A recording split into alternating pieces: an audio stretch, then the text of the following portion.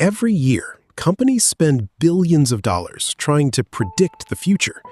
And every year, they get it wrong. Amazon gets forecasts wrong. Walmart gets forecasts wrong. Apple gets forecasts wrong.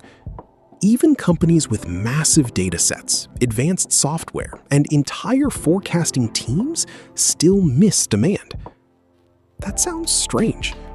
If these companies have so much data, why can't they simply predict what customers will buy? Shouldn't technology have solved this by now? The surprising answer is that forecasting isn't really about predicting the future. It's about making decisions when the future is uncertain. And once you understand that difference, forecasts start making a lot more sense. Imagine you're responsible for ordering products for a nationwide retailer. You need inventory on shelves next month. Not today, not tomorrow, next month. The problem is simple. Customers haven't made those purchases yet. You must decide now. Order too little and products sell out. Customers leave disappointed, sales disappear. Order too much and inventory sits unsold. Cash gets trapped in warehouses, storage costs increase, margins shrink. And that's before considering promotions, weather, competitors, economic changes, or shifting customer behavior. Every inventory decision starts with a forecast. A forecast is essentially an educated estimate of future demand. But here's the challenge. The future hasn't happened yet. Companies are making million-dollar decisions using information that is, by definition, uncertain. And that's exactly the problem. If forecasts are so important, why are they usually wrong? Let's look at Amazon. Picture a planning team preparing for the holiday season. Months before customers click Buy Now, Amazon has to position inventory across its network. Products must be purchased. Warehouses must be prepared. Transportation capacity must be reserved. Labor schedules must be planned, all before actual demand arrives. Imagine Amazon expects demand for a popular electronic device to increase by 30%. Based on that forecast, inventory is distributed across fulfillment centers. Everything seems reasonable. Then something unexpected happens. A social media influencer features the product. Demand surges far beyond expectations. Orders arrive faster than inventory can move. Some locations run low. Others sell out completely. Amazon responds. Inventory gets transferred. Suppliers receive urgent orders. Transportation costs increase. Now imagine the opposite scenario. Demand doesn't increase by 30%. It increases by only 5%. Suddenly, warehouses are holding too much inventory. Products occupy valuable space. Cash remains tied up in stock. Storage costs continue accumulating. Notice something important. The forecast wasn't made by amateurs. It was created using huge amounts of data, experienced planners, advanced algorithms, sophisticated systems. Yet, the forecast still missed reality. Not because Amazon failed, because demand itself is uncertain. Which brings us to the question nobody asks. Maybe forecasts aren't failing at all. Maybe we're expecting them to do something impossible. Many people think forecasting means predicting the future. That's not really true. Forecasting is estimating what is most likely to happen based on available information. It's closer to weather forecasting than fortune-telling. Meteorologists use data, models, and historical patterns. Yet weather forecasts still contain uncertainty. Demand forecasting works the same way. The goal isn't perfection. The goal is reducing uncertainty enough to make better decisions. The biggest reason forecasts are wrong is simple. Customer demand constantly changes. People change their minds. Competitors launch promotions. Economic conditions shift. Products go viral unexpectedly. Weather changes purchasing behavior.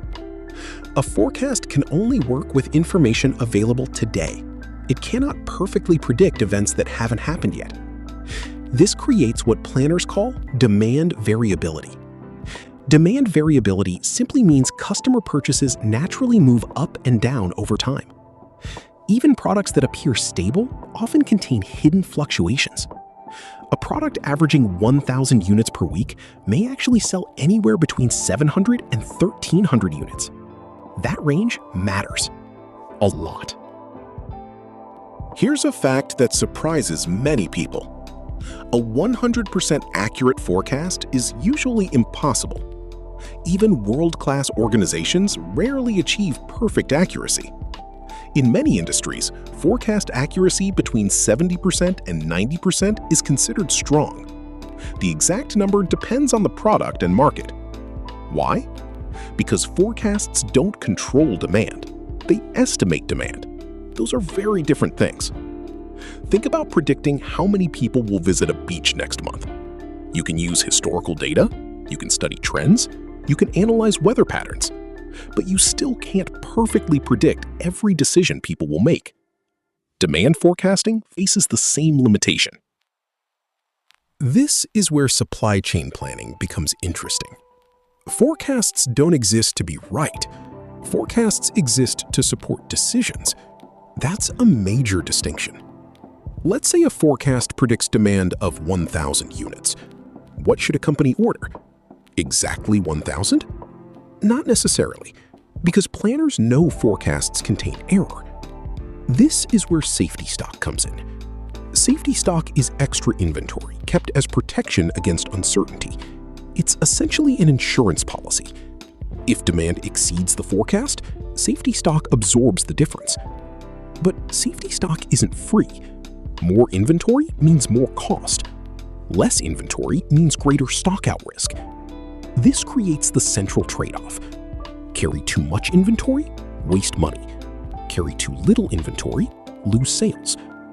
The forecast helps companies decide where to balance that risk. Many companies invest heavily in forecasting software, and those tools absolutely help. Better data improves decisions. Better models improve accuracy.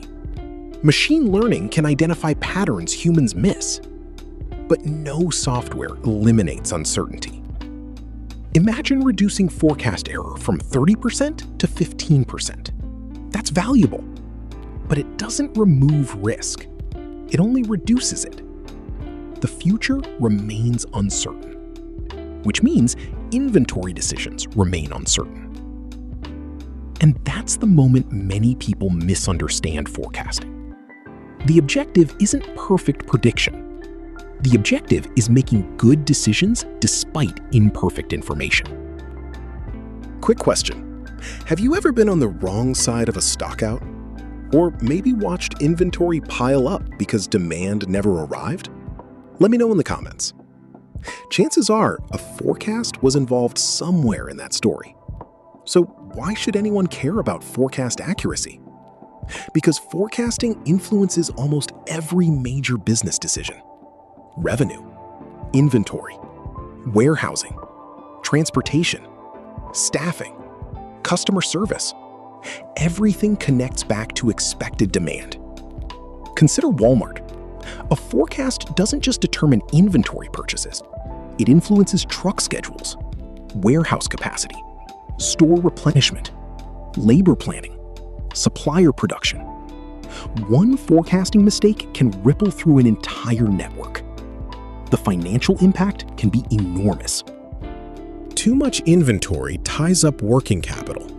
Working capital is money trapped inside day-to-day operations.